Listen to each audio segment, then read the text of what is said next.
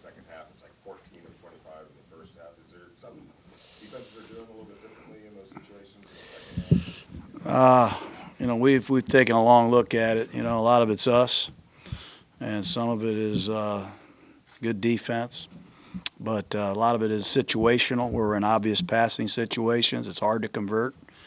So it's a combination of a lot of things. And, again, it falls back on me.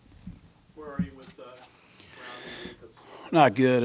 Brown's going to be on injured reserve. He won't play again this year. His shoulder, his pec, I should say, is just not getting any better. So it's disappointing.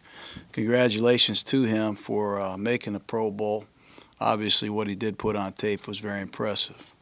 I don't believe Josh will play this week. We'll hold out hope that he can play against Denver. So it might be part of the problem in the second half, too. I don't know. How good was Trent when before he started to struggle physically? It's pretty good. I mean, to me, he's the best right tackle in the game. Obviously, he's a difference maker. If you watch us play in London, if you watch us play against any of the teams that he played against, he's a difference maker in pass protection. He's a good run player, and obviously he's been well respected by his peers in the league. Pretty much everything you'd hoped he'd be in terms of when you made that big expenditure to get him. Yeah, I mean we drafted Colt Miller. We didn't feel like we had a healthy tackle on our team when we came here. So we had to address that position. We drafted Colt Miller, who's really made huge strides in year two, hasn't missed a snap. And we went out and acquired Trent Brown to give us what we think are two really good tackles. So, again, we're disappointed that Trent won't be able to play, but really thrilled that he's here and he got selected to the Pro Bowl. Has Jacobs just gotten to the point where the shoulder's not bouncing back? Yeah, it's been tough on him since the Green Bay game, honestly. We've had to manage it. He's had to manage it more than anybody. And it's affected his overall game, working in a passing game. And when you miss practice and you're injured, it's hard to work on a lot of things sometimes. You guys signed Marcus Jordan to a big contract. Have you gotten the bang for the buck, you think? I think we will. We're going to get the bang. When you lose your safeties and your middle linebacker, it's a big issue. It's a big issue. We didn't have a lot of depth, proven depth coming into the season. I'm not going to sit up here and make excuses, but Joyner's a big part of the solution. So is Trayvon Mullen and our young corners. But we were making strides there for a while. But I think Joyner's a big part of the solution here, although the stat sheet might not show it right now. On before the slide call on Derek Carr the other day, right up to that point where he slid, was that kind of a breakthrough play for him? I mean, to run as decisively as he did, to slide, to make that play. It seems like that's something you've been kind of trying to get him to do since you got here. Yeah.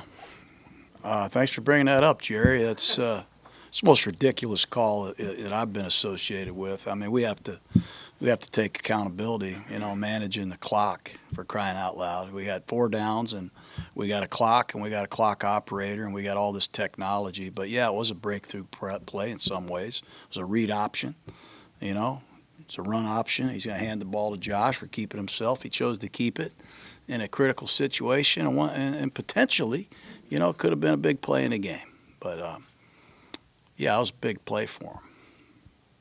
Jon, you guys might be done playing games in Oakland, but some might say you have another home game coming up going to L.A. Did you get that vibe playing the Chargers down there last year?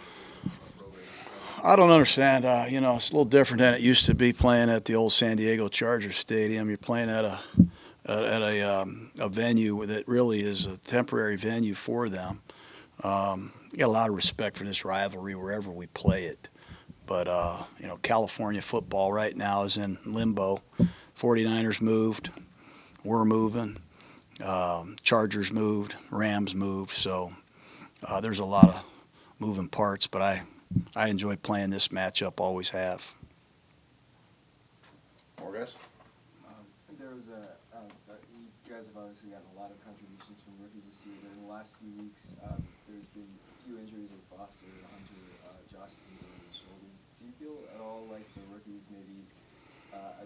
rookie wall as a term that gets thrown out there sometimes. Do you feel like some of the rookies at all hit that? Is that a concern at all, just getting to this point in the season where they haven't been yet? I don't know if they hit the wall. They just got hurt. You know, they were playing great. You know, injuries happen to veterans. Third year, fifth year, eighth year veterans get hurt. But, you know, losing Renfro, losing Moreau, losing Jacobs is obviously big, you know, because they played critical every down roles for us. But Crosby's still churning away. And we're proud of our rookies. It's a tough task to walk in here and get this much play time in your first year. But that might be something to that. I don't know. I don't believe in all that stuff. What kind of a challenge is it to come in after 4 straight losses with a team that was 6-4? Yeah, it's challenging. It's also exciting. I'm not going to sit here and be overly optimistic or pessimistic. I'm just going to be honest. We're building our team. We've lost some critical members of our team, and we've had some tough losses. We felt we played good enough to win on Sunday, but we're building our team, and we're building it with football character. This young class is a big part of our process here, and we're going to stack another class next year just like it, and we're going to do the best we can to win another game. And we're still in the hunt, and there's not a lot of teams that are much different than us. There's a lot of teams in the same boat. Do you feel as good about Derek now as you did at the beginning of the year? Yeah, I feel good about a lot of things. You know, I'm not going to sit here and have a season-ending press conference. We got a lot to do yet. Like I said, he's done a lot of good things in some tough circumstances. We don't see the ball a lot in the second half, if you want to do the math on that. We don't get a lot of possessions. But we got to do better. He's got to do better. I got to do better, and we got to do better. Even when you guys are winning 3 in a row, you know, we mentioned after games, you're building a team and it's a process. Are you trying to pump the brakes a little bit in terms of things people know to? No, I'm just being honest. I'm not doing anything but being honest. I know what we needed to do when I came here, and we've had some tough times, but we've also made some progress, and I'm going to continue to emphasize the strides that we have made. And I've said from the very beginning we got a long way to go, but we're going to get there. Is Renfro still on track to play this week? He did practice today in our beautiful indoor facility, our secret indoor facility, and we're going to try to play him, perhaps let him catch a few punts.